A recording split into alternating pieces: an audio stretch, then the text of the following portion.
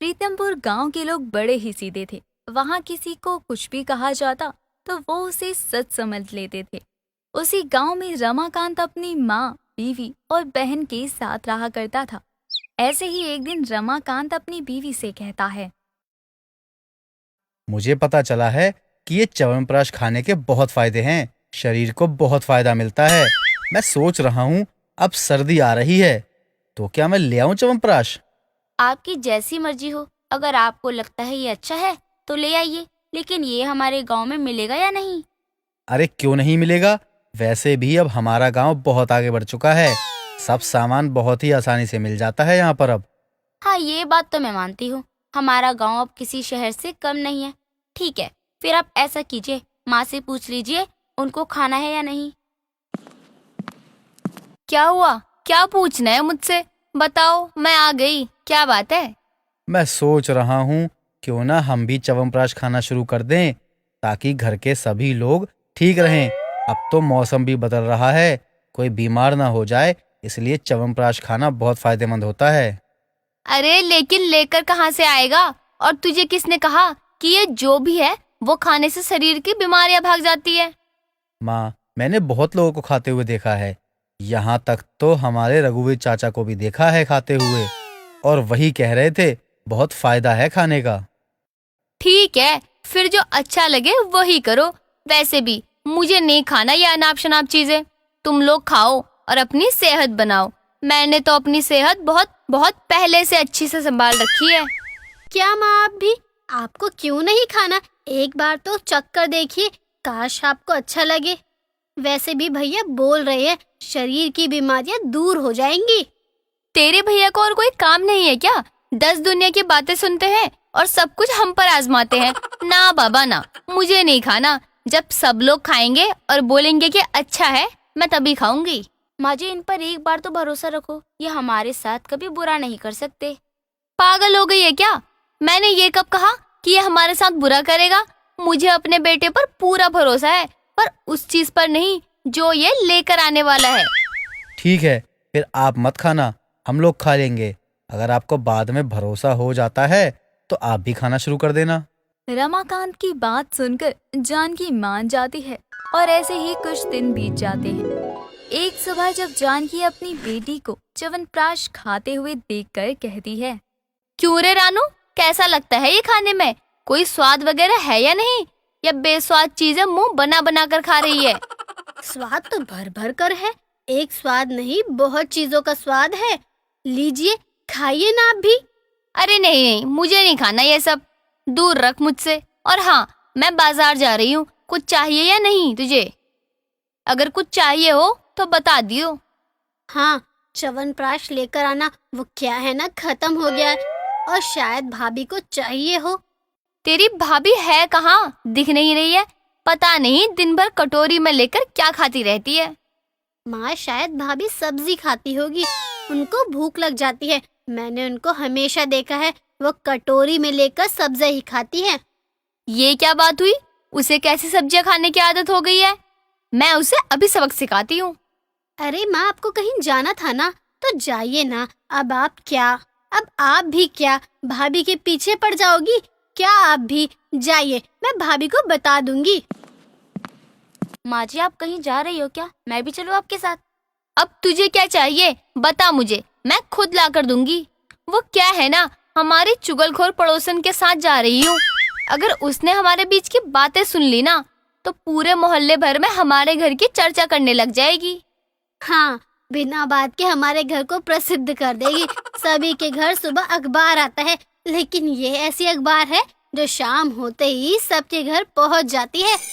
नहीं माँ जी, मैं फिर भी जाऊंगी। मुझे जरूरी सामान लेना है, वरना आपके बेटे मुझे बहुत कुछ सुना देंगे। ऐसा क्या लेकर आना है तुझे जो इतनी बहस कर रही है? च्यवनप्राश लेकर आना है। अगर नहीं आई तो उनको गुस्सा आएगा। जानकी अपनी बहू को लेकर बाजार जाती है। तभी उसकी पड़ोसन उनको देखकर कहती है, क्या बात है जानकी, मैंने कहा था साथ में बाजार जाने को, लेकिन तुम अपने बहू के साथ बाजार चली आई। तुम तो झूठी निकली। अरे चाची, हम बता रहे हैं। माँ जी हमसे बोल रही थी कि ललिता के साथ फिर से बाजार जाना है, इसीलिए तो हम लोग जल्दी आए हैं। अच्छा, मुझे लगा तेरी सास मुझे अकेला छोड़कर भाग गई, लेकिन नहीं, तेरी सास तो मुझे बहुत चाहती है, तभी तो दोबारा बाजार आई है मुझसे बात करने के लिए। तीनों अपना सामान खरीद कर घर को वापस लौट जाते हैं। ऐसे ही एक दिन जानकी अपनी बहू को हाथ में कटोरी लेते हुए देखकर जानकी कहती है, क्यों रे बहू, तू दिन भर सब्जियां खाती रहती है? रानू ने मुझे बताया था तुम दिन भर सब्जियां खाती रहती हो। तुझे ऐसी भी क्या भूख है जो खाना खाने तक रुक नहीं सकती सब्जियां खाने से? अच्छा तू खाना ही खा ले। मैंने कब खाई सब्जियाँ? और ये सब्जियाँ नहीं है, मैं तो मसाले घोल रही थी। आपको एक बार जाकर रानू से पूछना चाहिए, उसने आपको झूठ क्यों बोला? मेरी बेटी मुझसे क्यों झूठ बोलेगी भला? मैं उसकी माँ हूँ, उसे बहुत अच्छे से पता है अगर मुझसे झूठ बोला तो क्या हो सकता है। तो आप मुझे देखिए और मेरी कटोरी को देखिए, भला मैं सब्जियाँ क्यों खाऊं? वैसे भी मुझे सिर्फ सब्जियाँ खाना पसंद नहीं है। हाँ, तेरी कटोरी में तो सिर्फ मसाला ही है। मुझे ये नहीं पता चल रहा कि रानू झूठ क्यों बोल रही है। रुक, मैं अभी जाकर पूछती हूँ। माँ जी, आज फिर मुझे बाजार जाना है। वो क्या है ना, आपके बेटे का च्यवनप्राश खत्म हो चुका है। पता नहीं इतनी जल्दी कैसे खत्म हो गई। लाए हुए एक हफ्ता भी नहीं हुआ और खत्म हो गया। अरे तुम सब च्यवनप्राश खाते हो या नहाते हो जो एक ही हफ्ते में खत्म हो जाता है? जानकी और माधुरी फिर से बाजार जाते हैं और घर का सामान लेकर आते हैं और दोनों बातें कर ही रहे होते हैं कि तभी रानू बोलती है, अरे वाह, क्या बात है! च्यवनप्राश में बोलने ही वाली थी कि खत्म हो गया, उससे पहले आ भी गया। भाभी, क्या मैं थोड़ा सा खा लूं? हाँ, लेकर आगे। और तुम मुझे ये बताओ, अभी च्यवनप्राश खाने का कौन सा वक्त है जो तुम खाओगी?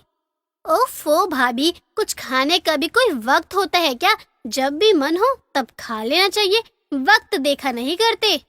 सबसे पहले मुझे तू ये बता, वो तू ही है ना जो हर वक्त सब्जियों में च्यवनप्राश मिलाकर खाती है, इसीलिए हर हफ्ते खत्म हो जाता है और नया डब्बा लाना पड़ता है। नहीं तो मैंने आपको बताया था ना, शायद भाभी सब्जियां खाती है तो शायद भाभी ही च्यवनप्राश खाती भी होंगी। अरे पागल लड़की, मैं च्यवनप्राश खाती ही नहीं हूँ, तो कैसे तुम मुझ पर इल्जाम लगा रही हो कि च्यवनप्राश खत्म होने का या सब्जी खाने का? वैसे भी माँ जी को मालूम है कि मैं क्या खाती हूँ और क्या नहीं, इसीलिए अब झूठ मत बोलो और साफ साफ बताओ।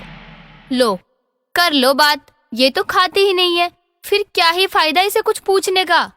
अब तू बता, क्यों खाती है तू च्यवनप्राश? क्या हुआ? क्यों ऐसे रानू के पीछे दोनों हाथ धोकर पड़े हुए हो? अरे तेरी बहन को च्यवनप्राश सब्जियों में डालकर खाने की आदत है। भगवान जाने कैसे और कब इसे ऐसी आदत लग गई। आज के बाद ऐसी चीजें घर में नहीं आएंगी। क्या? ये क्या मतलब, ये कैसी आदत है तेरी? अगर खाना ही है तो चम्मच में लेकर खाओ, ऐसे कैसे सब्जियों में मिलाकर खाती हो? ठीक है, मुझे माफ कर दीजिए। आज के बाद मैं ऐसे कभी च्यवनप्राश नहीं खाया करूंगी।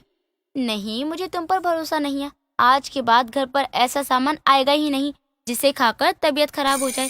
अब हम जानबूझकर तो किसी की तबीयत खराब नहीं कर सकते, इसीलिए आपको और आपकी सब्जियों में च्यवनप्राश मिलाकर खाने वाली बहन को आज के बाद च्यवनप्राश नहीं मिलेगा और न ही घर पर आएगा। ऐसे ही समय गुजरता है और अब रानू को बदलता देखकर जानकी खुश थी। क्या सच में रानू सब्जियों के साथ च्यवनप्राश खाया करती थी या उसकी भाभी खाने में च्यवनप्राश डाला करती थी? बात तो अब भी साफ नहीं हुई थी कि आखिर कौन था सब्जी में च्यवनप्राश खाने वाली या सब्जी में डालकर बनाने वाली।